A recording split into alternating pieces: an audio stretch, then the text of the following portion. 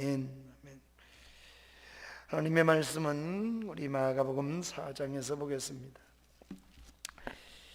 신약성경 마가복음 4장 21절부터 25절에 있는 말씀입니다. 마가복음 4장 21절부터 25절에 있는 5소절의 말씀을 우리 한번 같이 다시 읽습니다. 또 그들에게 이르시되 사람이 등불을 가져오는 것은 말 아래나 평상 아래 두려함이냐 등경 위에 두려함이 아니냐. 드러내지 아니하지 않고는 숨긴 것이 없고 나타내려 하지 않고는 감추인 것이 없느니라. 들을 귀 있는 자들은 들으라. 또 이르시되 너희가 무엇을 듣는가 스스로 삼가라. 너희 헤아리는 그 헤아림으로 너희가 헤아림을 받을 것이며 더 받으리니 있는 자는 받을 것이요 없는 자는 그 있는 것까지 빼앗기리라. 아멘. 아멘. 오늘 우리 주님이 비유로 말씀을 주신 내용입니다. 그것은 등불이라고 하는 비유에다가 말씀을 담아 주셨습니다. 따라서 오늘 우리가 이 등불을 잘 이해하고 담아 주신 그 비유 속에 주님의 말씀을 우리가 가슴에 담아서 우리 등불 같은 삶을 살아내는 우리 교우들과 또 우리 자신들이 되어야 하겠습니다. 예수님께서 이런 말씀을 주신 것은 씨를 뿌리는 비유에 대해서 우리 지난 수요일 날 생각했습니다. 바로 씨 뿌리는 비유에 대해서 예수님께서 말씀을 주시고 또 씨 뿌리는 비유를 제자들만이 있을 때 제자들이 그 비유를 잘 이해하지 못해서 질문을 했더니 예수님께서 씨와 또 뿌린다는 말이 무엇인가를, 또 밭이 네 종류의 밭이 어떤 종류의 밭인가를 잘 설명을 해 주셨습니다. 이렇게 여러 가지 밭을 얘기하셨지만은 그러나 그 결론은 두 가지 밭밖에 없다는 결론입니다. 하나는 열매를 맺는 밭이 된다는 겁니다. 세 가지의 밭은 다양하게 돌짝밭도 있고 또는 가시덩굴 속에 밭도 있고 길가밭도 있지만 열매를 맺지 못하는 밭이 있다는 겁니다. 그러니 주님 앞에 설 때에는 두 종류의 밖에 설 수밖에 없을 것입니다. 예수님께서 각각 다양하게 얘기하시지만 결론은 반드시 양쪽으로 갈라지게 될 것입니다. 이런 씨를 뿌리는 또 말씀을 통해서 씨 뿌려지는 땅에 대한 비유의 말씀을 주신 후에 이어지는 비유가 바로 등불입니다. 누가복음에서도 우리는 이 등불의 비유를 함께 주일날 생각했습니다. 누가복음도 역시 보면 씨 뿌리는 비유 하시고 이어서 등불 비유를 예수님께서 말씀하셨던 것을 볼 수 있습니다. 그러니까 씨 뿌리는 비유와 등불 비유는 이렇게 연결된 비유다, 이렇게 이해를 하셔야만 합니다. 씨 뿌리는 비유는 씨가 문제가 있는 얘기는 안 하십니다. 씨 자체는 온전한 거라는 겁니다. 문제는 밭이 문제라는 것을 주님께서 말씀을 주시기 위해서 그 비유를 든 겁니다. 열매 맺는 밭이 되어야 된다는 겁니다. 30배, 60배, 100배의 결실을 하는 그런 밭이 되어야 한다는 겁니다. 그러기 위해서는 여러 종류의 밭이 있다 할지라도 또 이렇게 생각하시면 안 되겠습니다. 저 사람은 길가밭이야, 저 사람은 가시덩굴의 밭이야, 저 사람은 돌짝밭이야, 그런 내용을 설명하는 게 아닙니다. 우리 속에는요 이렇게 복합적인 다양한 밭의 마음이 다 있습니다. 돌짝 같은 밭도 있고, 우리 속에 돈을 너무 사랑해서 재리의 유혹과 명예욕이 없는 사람이 어디 있어요? 다 있습니다. 그런 것에 대해서 우리가 어떻게 자꾸 갈아 뒤엎느냐, 이런 말입니다. 돌짝 같은 마음도 우리 속에 있고 길가같이 듣고 오래 밟혀서 말이에요 씨앗이 열매가 맺지 못하기도 하고 염려와 재리 때문에 그런 경우도 있지요. 그런데 우리가 우리의 밭을 잘 갈아서 정말 하나님의 말씀이 바르게 열매를 맺을 수 있어야 된다는 겁니다. 그러니 씨가 뿌려진 땅에 대한 비유의 말씀을 먼저 주신 후에 이어지는 것이 등불입니다. 이 등불이 의미하는 것이 무엇인지는 우리가 이런 본문의 흐름을 통해서 살펴보면 예수님께서 이제 등불 자체를, 상황이 아니라 등불 그 자체를 예수님께서 포인트를 맞춰서 설명하시는 겁니다. 따라서 이 등불의 비유를 통해서 우리 삶이 건강해지기를 바라고 또 등불의 의미를 바로 깨달아서 서야 하겠습니다. 먼저 우리는 등불이 가르치는 의미가 무엇인가를 생각해 보겠습니다. 등불이라고 하는 것은 예수님께서 두 가지로 가르쳐 주셨다고 먼저 말씀을 드릴 수 있습니다. 첫째는 예수님 자신이 이 땅에 오신 빛입니다. 예수님 자체가 등불이라는 말씀도 되겠습니다. 또 하나의 의미는 예수님이 가르치신 모든 말씀이 곧 등불이라는 의미입니다. 이 두 가지 의미를 다 가지고 해석을 해도 좋으리라고 생각됩니다. 21절입니다. 우리 함께 읽습니다. 그들에게 이르시되 사람이 등불을 가져오는 것은 말 아래나 평상 아래 두려워함이나 등경 위에 두려워함이냐.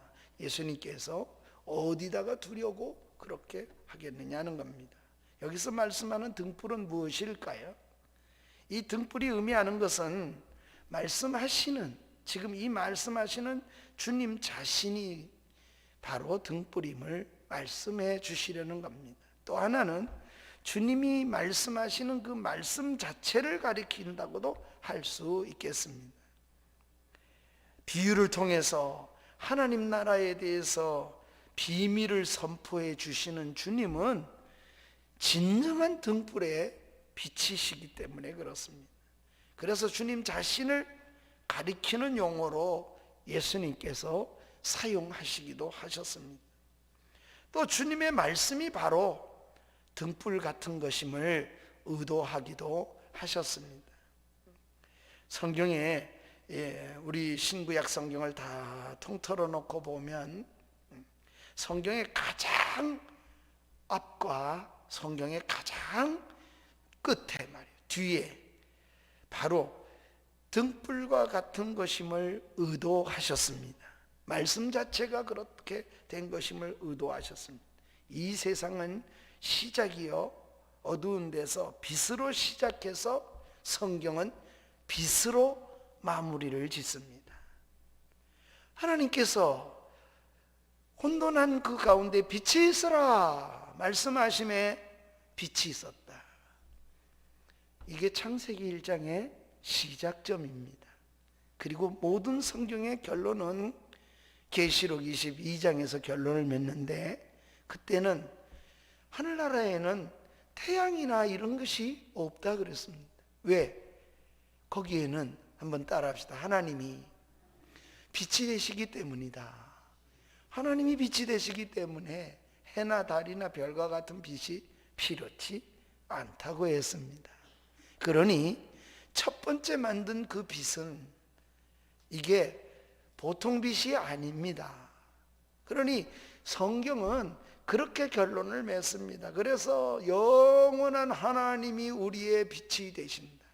성경의 시작점에는 빛으로 시작하고 빛으로 끝을 맺는다고도 할 수 있습니다. 그래서 빛으로 시작하고 빛으로 마무리를 짓고, 또 이렇게 볼 수도 있습니다. 성경의 모든 시작은, 따라하세요, 성경의 모든 시작은 말씀으로 시작되고 말씀으로 끝을 맺는 것이다.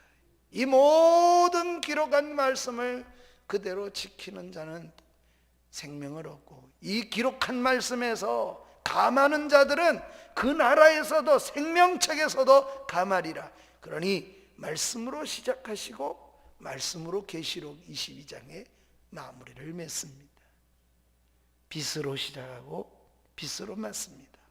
말씀으로 시작하고 말씀으로 끝내는 것이 성경입니다. 창세기 1장 1절에서 천지 창조의 기사가 먼저 빛을 창조하시는 거죠. 그리고 그 빛은 말씀에 의해서 만들어집니다. 이게 성경에 우리 그 빛이 말씀하심으로서 만들어지는 것임을 선언해 주고 시작합니다. 성경의 마지막인 요한계시록에 이미 말씀드렸습니다만 새하늘과 새 땅에는 하나님 자신이 빛이기 때문에 다른 빛이 어떤 빛도 필요 없다, 이렇게 성경의 마지막 결론을 맺는 겁니다. 그러니 얼마나 성경 말씀으로 시작하고 또 말씀으로 그것을 맺는다고도 했습니다. 그래서 빛과 말씀은 성경의 오메가요, 알파요, 또 오메가라고도 할 수 있습니다. 시작과 끝입니다. 무엇이 빛이, 무엇이 말씀이. 그래서 성경은 이렇게 시작과 끝이 구조가 그렇게 되어 있습니다. 그 성경의 핵심 주제가 뭐냐 이렇게 놓고 말한다면 성경 전체의 핵심 주제는 바로 예수 그리스도이십니다. 예수는 그리스도이시며 이 땅의 진정한 빛이시고 예수님은 이 땅의 말씀 그 자체이심을 선언해 주는 겁니다. 그래서 요한복음 1장에는 태초에 하나님이 말씀과 함께 있었고 이 말씀은 곧 하나님이시니라. 이 말씀이 우리에게 나타났다 그랬어요. 이 빛이 자기 땅에 오매 빛이 왔다 그럽니다. 자기 땅에 오매 자기 백성이 영접지 아니하더니. 그런데 영접하는 자는 곧 하나님의 자녀가 되는 권세를 준다고 이렇게 12절에는 말씀을 하죠. 그러니 예수님은 말씀이시고 그 말씀이 이 땅에 빛으로 오셨다. 창세기에는 빛이 말씀에 의해서 만들어지는 것처럼 이와 같이 말씀과 빛이 함께 있는데 이 말씀이, 이 빛이 곧 누구를 상징하고 있는 거 아니? 예수 그리스도를 요한복음 1장 1절부터 12절 안에서는 다 우리에게 설명을 해주는 것입니다. 빛과 말씀은 그러기에 성경의 알파와 오메가입니다. 성경의 핵심 주제는 바로 빛과 말씀, 예수 그리스도가 그 전체라고도 할 수 있습니다. 우리 예수님은 빛이요, 예수님은 곧 그 말씀 자체이십니다. 그러기에 여기서 말씀하시는 등불 역시 주님을 드러내는 것입니다. 등불이신 주님을 우리가 따라가면 우리도 빛 대신 예수님 안에서 우리도 어떻게 되겠습니까? 빛 가운데 살 수가 있고, 우리가 이 말씀을 따라 등불 여시 따라서 이렇게 등불 대신 예수님을 따라 살면 우리가 주님을 드러내는 삶을 살게 될 것입니다. 등불이신 주님이 우리도 빛 가운데 그 가운데 거할 수 있게 된다는 겁니다. 요한복음 8장에 우리 주님이 제자들에게 말씀을 하십니다. 그래서 요한복음 8장 12절 말씀에 보면은 이렇게 8장 12절에 예수님께서 말씀합니다. 내가 너에게 이른다. 나는 세상의 빛이니 나를 따르는 자는 어둠에 거하는 것이 아니고 생명의 빛을 얻는다고 말씀을 하신 겁니다. 예수님이 빛이시기 때문에 예수님을 따르는 자도 그렇게 된다고 말씀하신 겁니다. 아울러 이 말씀은 우리 삶을 환하게 비춰주는 등불입니다. 누가? 예수님이 그렇다는 겁니다. 누가? 말씀이 그렇다고도 할 수 있습니다. 시편 119편 105절에 보면은 주의 말씀은 내 발의 등이요 내 길에 비치니이다. 시인이 119편 105절에서 시편에 그렇게 선언을 합니다. 하나님의 말씀은 내 발의 등이 되고 내 길에 빛이 된다고요. 구약성경에도 그렇게 말씀을 한 것입니다. 말씀으로 오신 예수님, 등불로 오신 그 주님과 더불어 살면 우리 앞길이 환하게 열린다는 겁니다. 그런데 이 등불을 지금 예수님이 비유로 말씀해 주시면서 등불이 어디에 놓여야 하는가를 예수님께서, 그런 예수님을 우리가 어디다 놓고 살아, 그 말씀을 어디다 놓고 살아야 될 것인가를 이 비유 속에서 담아 주신 겁니다. 따라서 우리는 두 번째로 등불에 놓여야 할 위치를 생각해야 합니다. 등불이 놓여야 할 위치가 어디입니까? 21절에 보면은 등불을 놓는 위치를 분명하게 말하는데, 등불을 가져다가 말 아래, 이 말이라는 건 그저 타는 말이 아닙니다. 예전에는 우리가 말 그런 게 있었잖아요. 그것처럼 그런 용량을 재는 말 아래 두지 않는다는, 또 평상 아래 두는 게 아니라는 게, 이 등불을 어디다가 높이 달아서 높은 곳에 등경 위에 둔다고 예수님이 말씀합니다. 뭐 하기 위해서? 등불의 위치가 이렇게 등경 위에 두는 이유가 뭡니까? 드러내려고 하는 겁니다. 그러니까 드러나게 하려고 그렇게 둔다는 겁니다. 빛을 가지고 어둡게 하려면 뭐하러 빛을 그렇게 하겠습니까? 그러니 빛이라고 하는 것을 이렇게 켜는 것은 드러나게 하려고 불을 킨다는 겁니다. 등불은 이런 말입니다. 숨겨두기 위해 존재하는 것이 아니라는 겁니다. 이것이 등불을 두는 위치에 관한 말씀 속에 담아주시는 하나님의 메시지입니다. 이 땅에 오신 주님이 무엇으로 오셨다고요? 등불로 오셨습니다. 이 땅에 오신 주님이 숨어 지내는 것을 원하지 않으셨습니다. 예수님은 그래서 성경을 기록하는 주의 제자들이 쓴 성경에 보면 그가 하나도 숨기지 아니하더라, 이렇게 말해요. 등불이신 주님은 드러나야만 했습니다. 세례 요한은요, 이런 예수님의 등불을 드러내기 위해서 이 땅에서 자신의 사명을 다 한 사람이 세례 요한입니다. 이 목숨을 걸고 예수님을 드러내려고 했습니다. 나는 그의 신들매도 감당치 못하겠노라. 이 종들이 하는 일이거든요. 신을 풀러주고 매주고. 나는 그 예수님에게 그런 존재를, 그는 예수님을 이렇게 드러냅니다. 나는 물로 세례를 주거니와 내 뒤에 오시는 분은, 주님을 드러내는 겁니다. 빛 대신 예수님을 드러내는데 성령으로 세례를 주시는 분이다. 불과 성령으로 세례를 주시는 분이라고 드러냈습니다. 등불은 말 아래나 평상 아래 둘 이유가 그래서 없어요. 그것은 등경 위에 두어야만 가능하면 넓게 그 빛이 퍼져나가지 않겠습니까? 말 아래에 놓거나 평상 안에 갖다 놓으면 어떻게 빛이 전체에 비추겠습니까? 그러므로 예수님은 등불이시로 오셨습니다. 말씀으로 오셨습니다. 구약시대는 어떻을까요? 구약시대에는 이 주님은, 예수 그리스도는 감추어져 있었습니다.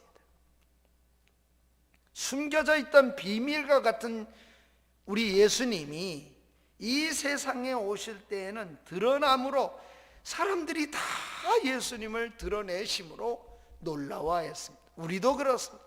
하나님의 구원이 드러날 때 우리 모두가 다 놀라운 겁니다. 심지어는 사단이조차도 놀라워서요. 예수님을 십자가의 죽으심으로 하나님의 사랑을 보여주고 그 십자가의 죽음이 우리를 구원하는 이런 역사를 이루실 건지 아무도, 그 마귀조차도 죽이면 끝날 줄 알았어요. 하나님의 구원 계획이 그런 줄은, 이게 너무 신비하고, 그래서 바울은 복음이 곧 비밀이라고 그렇게 말해요. 보이지 않던 비밀이었어요. 그것을 때가 되심에 나타내 보여주셨다. 저와 여러분은 그 비밀의 빛을 보게 된 것입니다. 그래서 22절에 보면 이렇게 예수님께서 말씀하십니다. 드러내려 하지 않고는 숨긴 것이 없고 나타내려 하지 않고는 감추인 것이 없느니라. 주님은 구약에서 드러내기 위해 숨겨진 것입니다. 드러내기 위해서 숨겨진 것이고, 그리고 나타내기 위해서 감추어졌던 것입니다. 이것이 구약 성경의 그리스도입니다. 그래서 구약 성경을 읽으면 그리스도가 그림자라고 흔히들 얘기를 하는 거예요. 우리 설교 시간에 구약 성경이 훨씬 더 은혜스러울 것 같지만 왜 구약 설교를 많이 하는지 몰라요. 스토리가 많으니까 그렇게 스토리의 교훈을 얻기 위해서 그렇게 하는지 모르겠지만 전 평생의 신약 설교가 훨씬 더 많아요. 그렇게 하는 게 옳다. 분명히 드러난 것을 가지고 말씀하기가 훨씬 더 좋지 않습니까? 왜 숨겨진 것에서 찾으려고 그러는 게 훨씬 어렵잖아요. 구약에서는 이 모든 것이 비밀스럽게 감추어져 있었습니다. 심지어는 구약의 선지자들조차도 잘 알지 못했습니다. 그런데 구약의 모든 선지자들이 예언된 것을 다 통합해 볼 때 메시아가 어디서 태어나고 어떤 분이고 언제 어떤 모양으로 오시고 어떻게 죽을 것이고 그걸 우리가 구약 성경 전체를 통해서만이 알게 되지요. 주님은 등불로서 이 세상을 밝히기 위해서 이 땅에 오셨습니다. 그러므로 주님은 우리에게 이런 요구를 하시는 겁니다. 등불을 가능하면 등경 위에 놓아라, 이런 말입니다. 한번 따라하세요. 등불을 가능하면 높이 드러내거라. 등불을 드러내게 하는 것이 저와 여러분이 해야 될 사명입니다. 주님을 높이 들어 올리라는 것, 주님을 높이 선전하라는 겁니다. 전도한다는 말은 주님을 등불을 어떻게 하는 거예요? 밝히는 겁니다. 그래서 전도는 곧 주님을 드러내는 겁니다. 등경 위에 두는 것이 예수님은 나의 구주이십니다. 숨어서 믿고 안 믿는 척하고 성경을 주머니에 넣어놓고 예수 안 믿는 척하고 자리에 가서도 안 믿는 척하고 안 믿는 사람과 함께하고 그렇게 하지 마라. 드러내거라는 겁니다. 등경 위에 드러내는 겁니다. 우리는 등불 대신 주님을 말 아래 덮어두거나 평상 아래 등불을 위치시킴으로써 드러낼 때임에도 불구하고 감추어두는 자가 되어지는 않았는지 우린 그것을 날마다 생각하며 사는 자가 되어야 합니다. 그것이 오늘 말씀의 제목처럼 등불의 삶을 사는 겁니다. 등불 대신 주님을 드러내라는 겁니다. 등경 위에 두라는 겁니다. 상 아래나 말 아래 두지 말라는 겁니다. 그것이 저와 여러분이 살아내야 될 삶의 원리입니다. 하나님의 말씀을 널리 전해서 숨기는 것이 없게 하는 것이 우리의 사명입니다. 우리를 통해서 등불로 오신 주님, 그분이 하신 말씀들이 다 증거가 되어서 많은 사람들에게 밝은 빛을 비춰주는 사명을 감당하기를 원하셨던 겁니다. 이 등불을 가지고 전쟁터에 있던 아프가니스탄으로 가기도 하고 이 등불은 저 북한에도 들어가야 하고 이 등불은 세상 어두운 어느 곳에 어느 나라도 안 들어가서는 안 될 만큼 다 들어가야 할 곳입니다. 이것이 우리가 가진 사명입니다. 또 그렇게 하기 위해서 모든 것을 써야 하는 겁니다. 오늘도 KMW 우리 한국 세계선교회 연합회에 있는 우리 강대영 선교사가 전화가 왔어요. 목사님, 이거 정말 우리 총회 좀 바꿔주십시오. 뭘 바꿔드리면 좋습니까? 그랬더니 총신을 졸업하고 우리 선교사 자녀들은 한국말을 이렇게 잘 못하지요. 우즈베키스탄에 가 있다 보니 아들들이 우즈베키스탄에서 공부를 했으니 한국어를 쓰는 게 어눌하고 또 한국어를 하는 게 훨씬 억울해. 어눌해. 그러니까 한국말을 읽기는 읽어도 무슨 말인지를 잘 이해를 못하겠다는 거예요. 그러니까 총신에서 똑같이 신학 공부를 하는데 우리 전도사님은 우리 목사님들이 교수님들이 한국어로 하는 강의를 듣겠지만 또 한 강좌가 있어요. 영어로 MDB 과정을 하는 친구들. 다 그 친구들은 러시아 사람이든 영어는 아이들이 하니까 그 영어로 강의를 신학 강의를 듣는 거죠. 그런데 왜 강도사 고시는 왜 한글로만 쳐야만 됩니까? 그러니 이 아이들이 강도사 고시를 아마 패스를 못하니까 독립교단에 가서 안수를, 거기서는 선교사 자녀한테는 신학을 한 것 분명하고 인준할 만한 신학교를 졸업한 사람에게는 그냥 안수를 주겠대요. 그러니 애들이 이렇게 가서 안수를 받겠다고 합니다. 그러니 이렇게 그런 일이 있었냐. 그러니까 내가 잘 몰랐던 총신이, 난 중국어만 한줄 영어 MDB가 따로 있는지 몰랐어요. 고쳐야 되고요.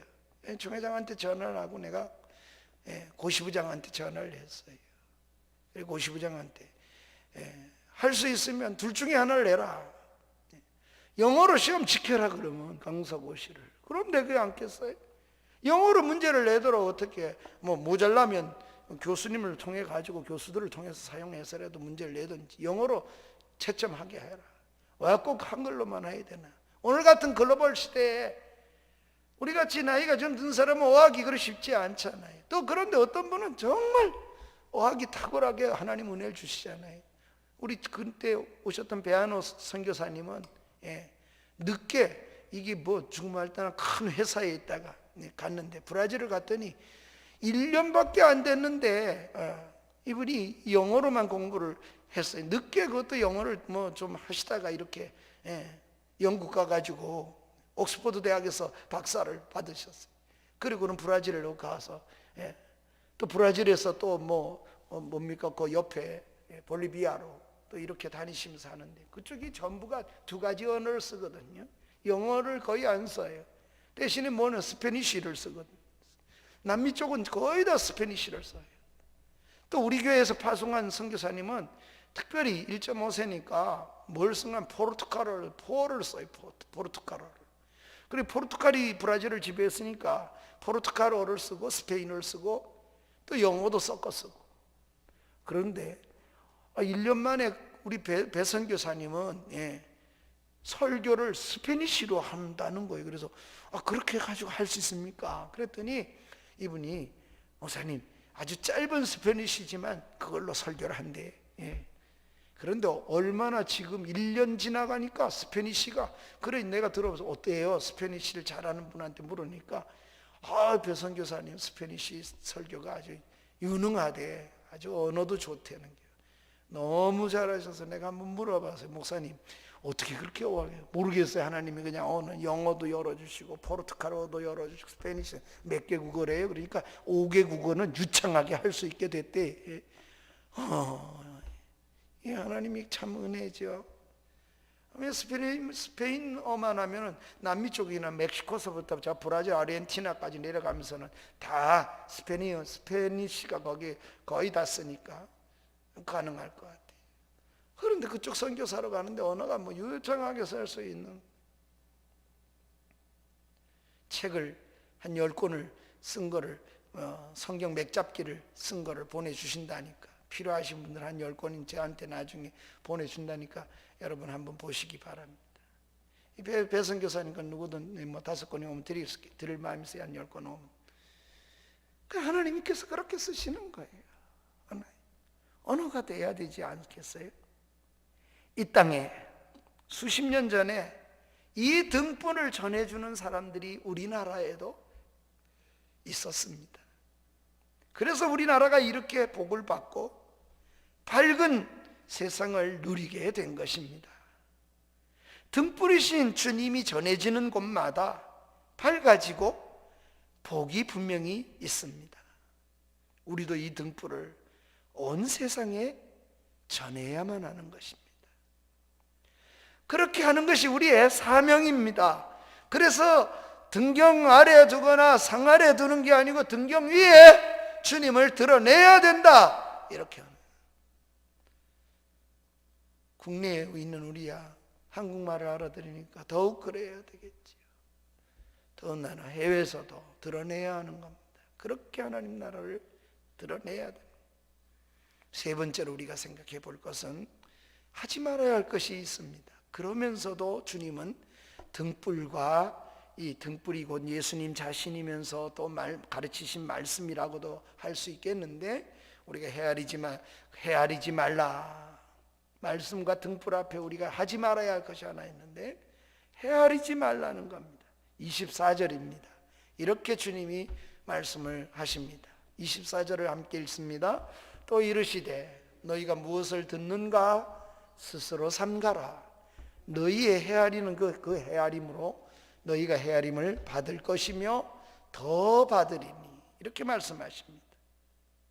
말씀을 무엇을 듣는가 스스로 삼가고, 말씀 듣는 얘기를 하다가 말씀 듣는 걸 조심해서 듣되 헤아리지는 말라고 말씀을 하십니다. 이 무슨 말일까요? 등불이신 주님과 함께 말씀에 대하여 한번 따라합시다. 의심의 눈으로 헤아리고 계산하지 마라, 이런 말과 같습니다. 하나님의 말씀을 들을 때, 하나님 말씀을 볼 때 의심적인 눈으로 헤아리고 그렇게 하나님의 말씀을 계산하는 자들이 있다는 겁니다. 주님은 헤아리는 자들은 어떻게 된다고 말씀하십니까? 하나님 말씀에 대한 헤아림은 결국 헤아림을 받는다는 겁니다. 더 받는데 헤아림을, 심판을 받는다는 말입니다. 또 실제로 심판을, 말씀을 헤아린 바리새인과 서기관들은 헤아림을 받았습니다. 다 잃었습니다. 아무것도 얻지 못하고 함께 망하였습니다. 말씀을 헤아려 받지 마십시오. 말씀을 내 좋은 쪽으로만 생각하고 내가 좋은 거 가려가며 말씀을 받으려고 하지 마십시오. 내 머리로 어떻게 우리가 판단하고 하나님의 말씀을 헤아리겠습니까? 그냥 말씀으로 주님으로 수납하면 우리 모두 각자에게 복이 된다는 말입니다. 그럼에도 예수님 당시에 수많은 종교인들이 주님을 판단하고 바알세부를 힘입어서 귀신을 쫓아낸다, 별의별 걸 다 헤아리고 주님의 말씀과 사역을 비판하다가 결국 복을 잃어버렸습니다. 그러게 오늘 우리는 주님이 말씀과 헤아리고 평가하도록 오히려 우리는 거꾸로 살아야 합니다. 한번 따라합시다. 우리 자신을 주님이 평가하고 말씀이 나를 평가하도록 말씀 앞에, 주님 앞에 나를 세우는 것이다. 아멘. 그렇게 사는 거예요. 믿는 이라는 것은 내가 그 말씀을 헤아리고 내가 그 말씀을 이렇게 헤아리는 그런 자리에 서는 것이 아니고, 내가 그 말씀 앞에 서고 내가 주님 앞에 평가를 받기 위해서 그 말씀 앞에, 그 주님 앞에 내가 서는 겁니다. 그 빛 앞에, 그 등불 앞에 서면 모든 것이 다 드러나기 때문에 그렇습니다. 주님 앞에 서고 말씀 앞에 우리가 서면 우리가 얼마나 하나님 아버지 앞에 부족한 자인가, 부끄러운 자인가를 우리가 말씀 앞에 설 때만이 알 수. 나 혼자 생각해 보면 제일 잘 믿는 것 같고 내가 제일 똑똑한 것 같고 그렇죠. 그러나 말씀 앞에 서면 그렇지 않아요. 그래서 성경은 언제나 주님 앞에, 하나님 앞에 이야기를 합니다. 사가랴가 또 그의 아내 엘리사벳이 여호와 앞에 의인인지라 하나님 앞에 있습니다. 하나님의 사람들은 다 그렇게 살아낸 사람들이고 그렇게 순종한 사람들입니다. 우리가 하나님의 말씀 앞에 나를 세우고 주님 앞에 우리가 서야 합니다. 헤아리는 자가 아닙니다. 주님의 말씀을, 주님을 헤아리는 자가 아니라 그렇게 돼야 된다는 겁니다. 그래야 늘 풍성한 생명을 누리게 된다는 겁니다. 그러나 헤아리며 사는 사람은 모든 것을 다 잃어버릴 거라는 거예요. 다 잃어버릴 날이 옵니다. 그리고 반드시 그렇게 될 겁니다. 그렇게 된다는 사실을 25절에서 예수님께서 이렇게 확실히 있게 말씀합니다. 있는 자는 받을 것이요 없는 자는 그 있는 것까지 빼앗기라. 뭐 좀 있는 줄 알았는데 그것까지도 허당이라는 걸 주님 앞에 서는 날 아무것도 없는 것임을 알게 될 것입니다. 주님이 주여 주여 내가 주님을 위하여 귀신 쫓아내고 주를 위하여 많은 것을 행하지 아니하였나이까. 뭐 좀 있는 줄 알았어요. 난 널 몰라. 난 너와 상관이 없다. 불법을 행하는 자들아 내게서 떠나가라. 아무것도 없습니다. 헤아리며 사는 자는 모든 것을 잃습니다. 그런 날이 온다는 겁니다. 따라서 우리도 예수님이 등불이라면 우리도 등불 같은 예수님 삶을 사십시다. 등불 되시는 주님처럼 우리도 드러나면 세상이, 그렇게 드러나면 세상이 환해질 수 있는 복된 삶을 살아가십시다. 우리가 숨겨진 행위가 드러나면 세상이 감동할 수 있는 삶을 살아내는 것이 믿는 일입니다. 당신은 꼭 있었으면 좋겠어요.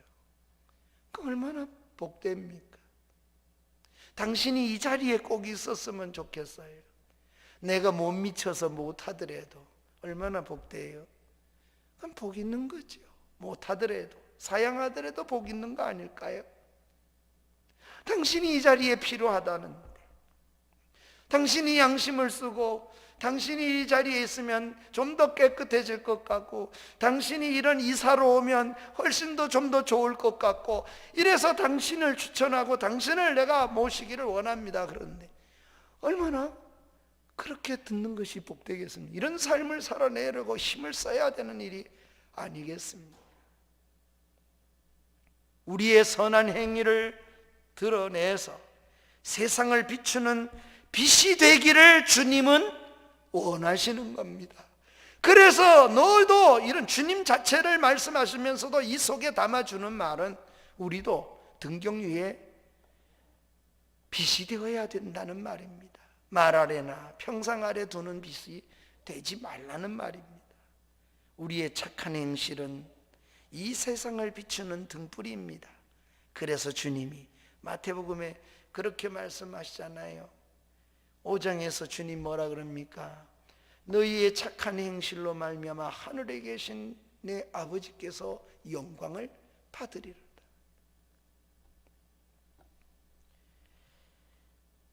우리의 착한 행실은 이 세상을 비추는 등불입니다. 교회와 그리스도인은 세상에 드러나면 드러날수록 등불 같은 존재가 되어야 된다. 교회가 드러나면 드러날수록 수치스럽고, 하나님의 사람이 드러나면 드러날수록 더럽게 보여진다. 그렇게 살아서는 안 됩니다. 드러나면 속상한 그런 삶이 분명히 있습니다. 드러내면 부끄러운 모습도 분명히 있습니다. 참 얼마나 그래요. 똑같은 일인데도 국제학교를 이렇게 또 뉴스에 이렇게 타면서 뒤에 댓글을 보니 참 슬프지요. 그래서 국제학교는 아니지만 기독교 학교를 운영하는 우리 동창 목사님한테 내가 새로남에 전화를 했어요. 목사님 학교도 지금 그런 식으로 마구 무시하고 수련회하고 그렇게 합니까? 아니 목사님 그렇게 안 해. 우린 지금은 다 선생님들이 영상으로 하고 있어. 교회도 그렇게 하는데 학교 그렇게 해야지. 그럼 뭐 때문에 국제학교는 그렇게 할까요? 주님을 나타내려고 우리는 수련해야 해도 이렇게 해서 하나님이 지켜준다, 이렇게 정말 그걸 증거하기 위해서 그럴까요? 아니면 그들이 내는 월납금, 월사금이 돈이 더 크게 보여서 정말 그러는 것은 아닐까요? 무엇을 향하여? 나는 잘 모르지만 정말 무엇을 향하여 그렇게 하고 있느냐 하는 걸 물어야 돼요. 생명에 관한 것에 그것은 물어야 돼요. 예수의 이름으로 포장하지 말고 물어야 돼요. 그래야 좀 더 진솔해지지 않겠습니까? 그래서 드러나면 속상한 그런 삶이 있습니다. 드러나면 부끄러운 그런 모습도 있습니다. 그러나 우리 교회가 세상에 드러나고 소개되면서 많은 사람들에게 감동을 줄 수 있는 그런 교회를 가꾸기 위해서 힘을 써야 되고, 그런 심령이 되기 위해서 말씀을 가슴에 담아야 되고, 하나님의 말씀을 우리가 둬야 되는 것입니다. 등불 되신 주님을 우리 삶에 간직하고 우리 삶을 등불처럼 드러내며 세상을 환하게 비춰가는 복된 삶을 살아가는 저와 여러분이 되기를 주의 이름으로 축원합니다. 이것이 등불을 설명해 주시는 예수님의 이유이십니다. 오늘 우리는 그런 삶을 살아내기 위해서 살아가는 복된 삶이 되어야 되겠습니다. 그러기 위해서 성령님을 구하십시오. 그러기 위해서 성령을 따라 살아가야겠습니다.